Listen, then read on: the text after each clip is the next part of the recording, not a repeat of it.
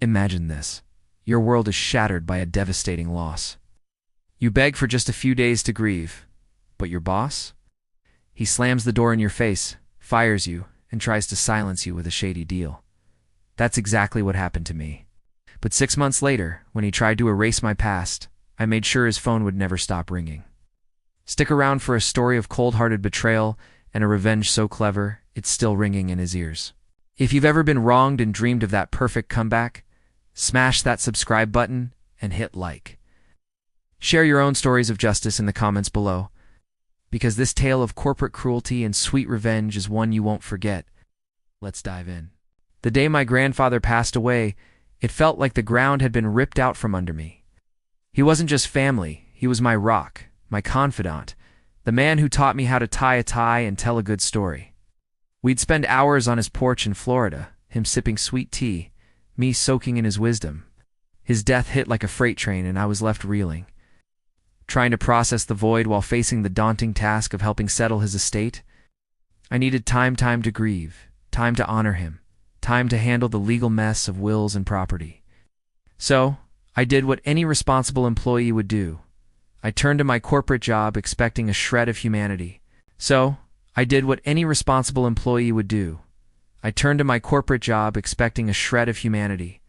I worked at a mid-sized firm, one of those places with glossy mission statements about teamwork and empathy, plastered on the walls. My manager, let's call him Greg, was the kind of guy who wore a permanent smirk, like he was always one step ahead of you. He was in his late 40s, with slick-back hair and a habit of tapping his pen on his desk when he was annoyed, which was often. I'd been a solid employee for years, hitting targets, staying late, even covering for colleagues. So when I sat down with Greg and explained my grandfather's passing, I expected understanding. Instead, his eyes narrowed, and that pen started tapping. "Emergency PTO," he said, leaning back in his chair. "Not for this. Grandparents don't count as immediate family." His tone was cold, like he was reading from a script. I swallowed the lump in my throat and tried again, explaining I needed to fly to Florida for the funeral and estate matters. I even offered to use FMLA, family medical leave, thinking it might give me some protection. Greg scoffed. "FMLA for a grandparent, no dice. You take off, you're out. Simple as that." My stomach churned. I could feel the heat rising in my chest, my hands clenching under the table.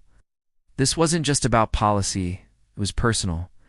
Greg didn't care about my pain, cared about his numbers, his control.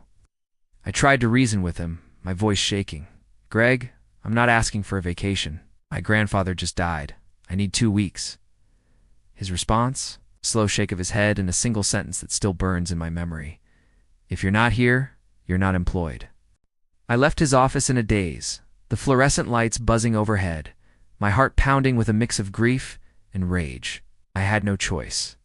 I booked my flight to Florida, knowing full well what it meant. Sure enough, on August 1st, I got the call. HR's voice was robotic. "You've been terminated for unexcused absence."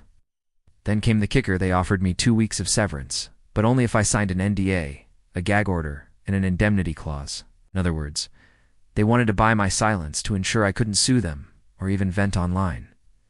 The audacity was staggering. I refused, my hands trembling as I hung up the phone.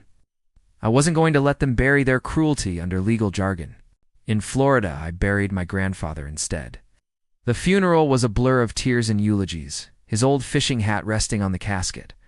Helping with the estate kept me busy, but every night, alone in his empty house, the injustice of it all gnawed at me. Greg's smirk, the pen tapping, the callous dismissal of my grief.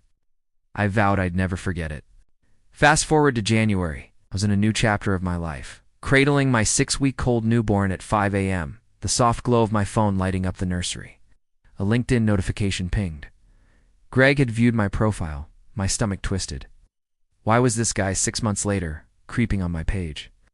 Then, minutes later, another email from LinkedIn.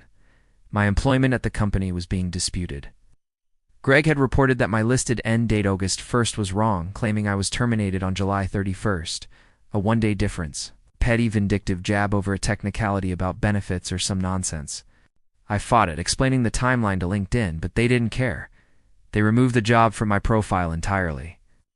Worse, when I tried to repost it, it wouldn't verify because I no longer had a company email. My professional history, my years of hard work, were erased with a single click. I sat there, rocking my baby, feeling the old anger surge back. The gall of this man, still trying to control me, to diminish me months after he'd fired me for daring to grieve. Who does that? Holds a grudge over a single day's discrepancy. That's when the idea hit me. I wasn't going to let Greg have the last word.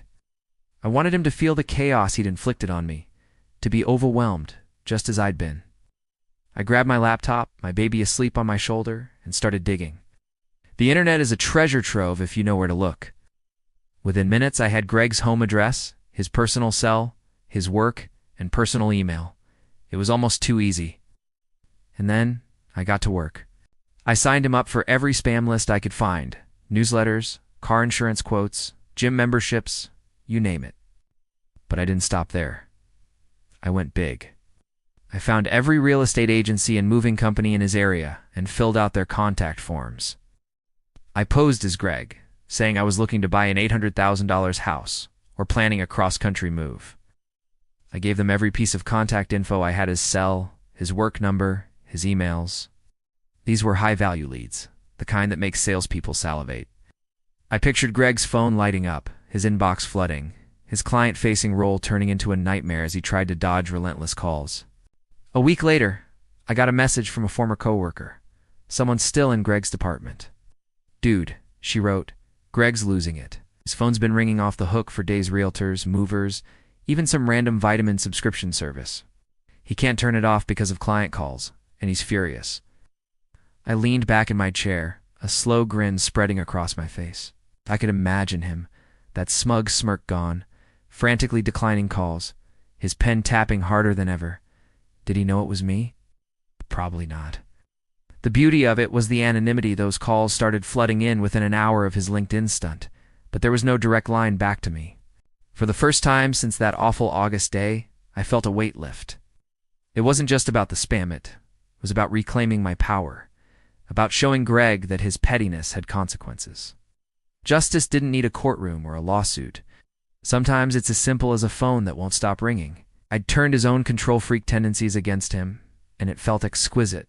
Looking back, I realized something. Revenge isn't about sinking to their level. It's about finding a way to stand taller, to say, "You don't get to define me." Greg thought he could erase my past, but I wrote a new ending. Sometimes justice is loud, not with shouts, but with the relentless ping of a phone. What's the most satisfying revenge you've ever pulled off or witnessed? Drop it in the comments. I'm dying to hear. If you loved this story of corporate betrayal and epic payback, hit that like button, subscribe, and ring the bell for more tales of justice served. Share this video with anyone who's ever been wronged by a bad boss. Until next time, keep fighting the good fight.